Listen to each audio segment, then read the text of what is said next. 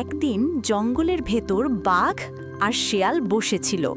শেয়াল হেসে বলল, বাঘ ভাই, আজ তোমাকে একটা ভিন্ন গল্প শোনাই।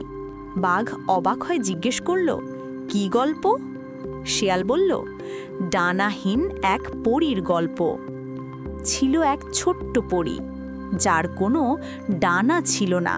অন্য সব পরী তাকে নিয়ে হাসাহাসি করত। সবাই বলতো, তুমি উড়তে পারো না, তাই তুমি আসল পরী নও। কিন্তু সেই ছোট্ট পরী চুপচাপ মনের ভেতরে ভাবত, ডানা না থাকলেও আমি সাহসী হব। আমি প্রমাণ করব মনই আসল শক্তি। একদিন পরীদের জগতে এলো এক ভয়ঙ্কর শয়তান পরী।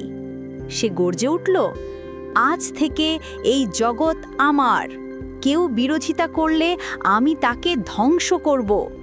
সব পরী ভয় পেয়ে গেল, কেউ তার সামনে দাঁড়াতে সাহস পেল না। তখনই এগিয়ে এলো সেই ছোট্ট ডানাহীন পরী। সে বলল, তুমি যতই শক্তিশালী হও, অন্যায় করে কখনো জয়ী হতে পারবে না। শয়তান হেসে বলল, তুমি তো উড়তেও পারো না, তুমি আমার সাথে লড়বে? কিন্তু ছোট্ট পরী উত্তর দিল, নায়ক হতে ডানার দরকার হয় না, দরকার হয় সাহস আর বুদ্ধির।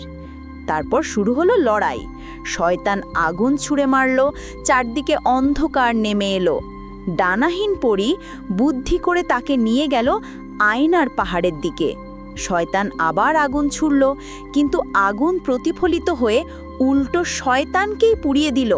শয়তান দুর্বল হয়ে পড়ল, আর সব পরীরা ফিরে এলো।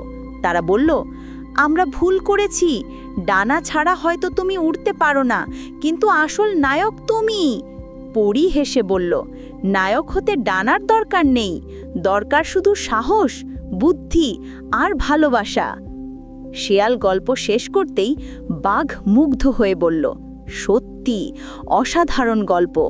আজ বুঝলাম, শক্তি নয়, আসল শক্তি হলো সাহস আর জ্ঞান। তো বন্ধুরা, কেমন লাগলো আজকের গল্পটা? ডানাহীন পরীর গল্প থেকে আমরা শিখলাম, অভাব নয়, সাহস আর ভালোবাসাই সবচেয়ে বড় শক্তি।